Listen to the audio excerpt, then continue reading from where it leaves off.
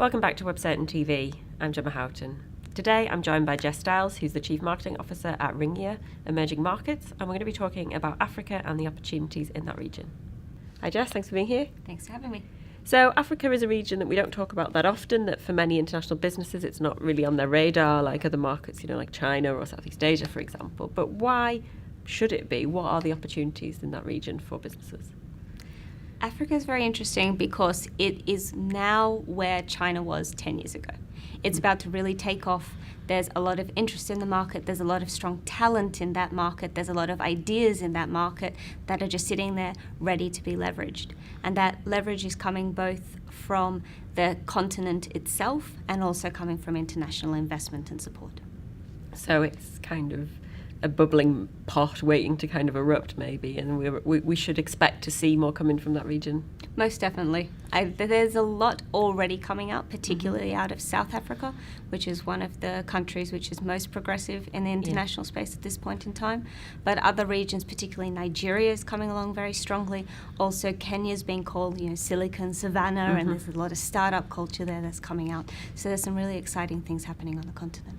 And from the perspective of kind of international businesses that are, expanding their reach and trying to get their products or services into new markets, what kind of products are African consumers or African businesses interested in, and what kind of, sectors are booming? The biggest sector right now is definitely publishing. So there's a thirst for information in the market. They want to know obviously what's happening internationally, but also if you can publish local news, which is what we do at Ringier in many of our markets, it's really, really interesting for the continent because you're allowing that news to get outside of the capital where most of the newspapers are distributed and getting that countrywide and assisting with the democratization of the markets, assisting with the information distribution. Obviously, along with that growth in information distribution, there's obviously also a corresponding growth in advertising potential, in reach. So then when you're going in with something like e-commerce or with classifieds, which are two sectors that we're operating in, you can get some great traction at a very low cost. Yeah, so that's obviously going to be one of the kind of appealing elements to the cost, and the competition also is not going to be as great as it is in other markets. There's not as many people doing it, so you kind of could benefit from a first mover advantage, I imagine. Definitely. It's something where there are players there. Many people have already recognized the potential of the continent, and there's movers and shakers in that area, but it is still a space where if you have a good product, if you have a good idea, if you have a strong brand, you can get in there and really establish yourself quite quickly in the top 1 to 3 in the country. And when it comes to things like, e-commerce and buying online, is that something that is happening a lot? Do consumers in that market have the spending power? Do they have the thirst to actually buy products online? Is that something they're comfortable with? It's getting there. It's not quite there yet. We're on that cusp period at this point in time. So they're very comfortable with marketplaces, particularly when they can see that a brand has a physical presence as well. So having pop-up stores, if you don't want to have a full dedicated office, but putting an office actually in the capital is going to go a long way. Having that ability for them to call a number and talk to someone who speaks their language in their accent is important. But as soon as you have that brand trust, then you can really take off, because once the consumers are becoming used to a particular brand, you have loyalists for a long time. Yeah, and also I guess benefit from the word of mouth and the general feeling. So it's very important to build that trust and have them feel that you understand them as consumers. Yeah. And that's the reason why to go in now, because that brand loyalty is being established at this point in time. If you come in 3 years' time, it'll be too late. Somebody else will already have that. Yeah. And then it'll cost you millions of dollars, where now it'll cost you thousands of dollars. And how much difference do we see in kind of the culture between the different African countries? Because of course, we talk about Africa as a region and it tends to be lumped together, but of course there's a lot of very different countries within that. How much do you have to have a very differentiated approach for all the different markets? How we go about it is always local. Every country that we operate in, we have operations on ground run by people from that country in an ideal world. It's something, if you try to run Ghana out of Nigeria, it's not going to work well for you in the long term. It's something where the countries are very different culturally, they're different economically, they're different in what they're interested in, they're different in their economic development, their political situations.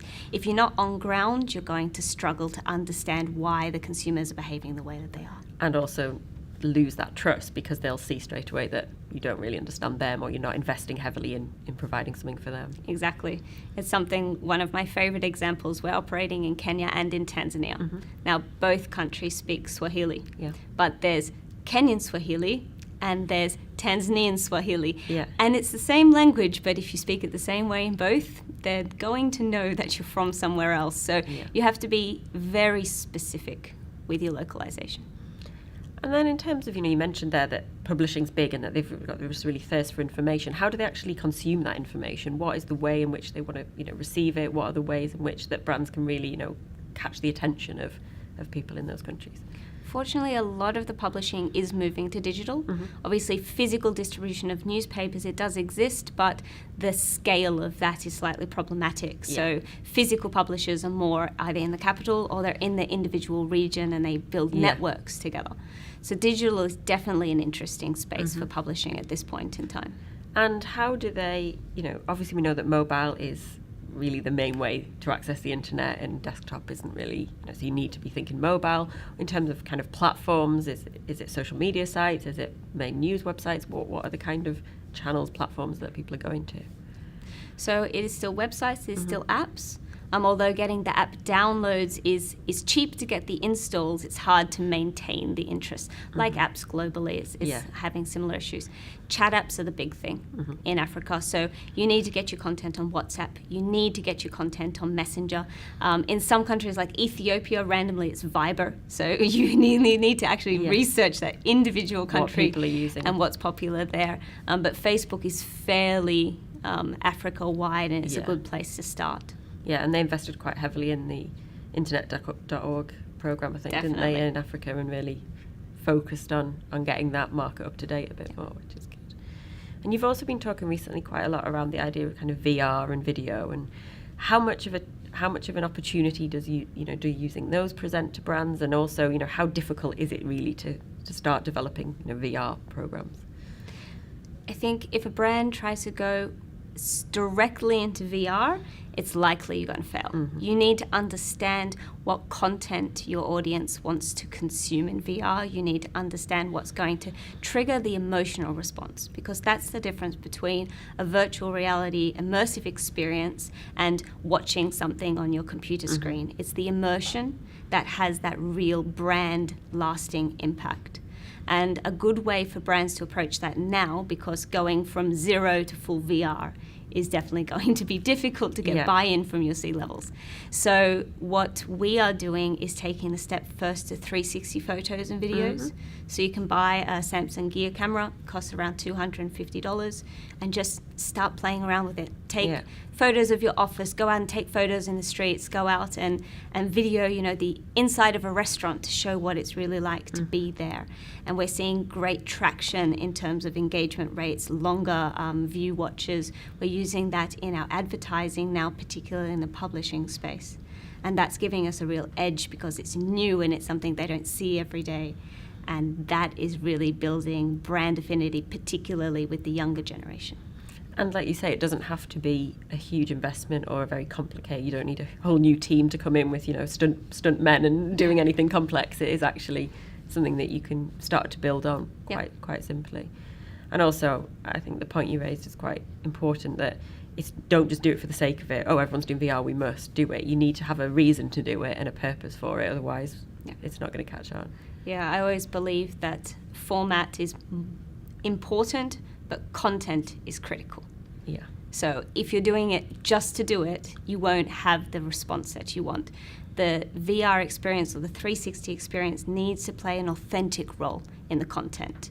If somebody doesn't want to see it in real life, then they're not going to want to watch it in 360 either. Yeah, and just because you've put a lot of time and effort into creating it doesn't mean that it's going to have any impact if you haven't really thought about what it is they want to see. Yeah. So what would be your one or two really top kind of fundamental tips for any business now thinking maybe we need to start looking at Africa? Where do you even start if you're not already working in that region? this place to start is go there, pick a country. Generally, you're going to be looking at somewhere like South Africa, Kenya, or Nigeria for a first expansion because they're the most accessible markets for an international audience. Get on ground. Yeah. Go take a trip. See what it's like.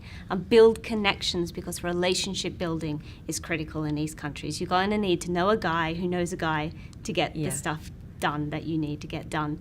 Yeah. After that, learn about Opera Mini. It's a reality of Africa. It's not something we have in the developed markets as a large distribution channel, but in Africa it can be up to 40% of your traffic. It's a developer's nightmare, so make sure you have tech's buy-in. Make sure they're familiar with the how you code for Opera Mini and know that it is going to be more of an invest, but that invest is worth it to reach that upcoming market because your middle class or you're just below your middle class, they're the ones on Opera Mini. And they're the ones where the growth is going to come from. Yeah, and the money's going to be as well, I guess. Yeah. Well, that was really great to talk to you as always. Thanks very much for sharing your insights. Thanks for having me. Thanks.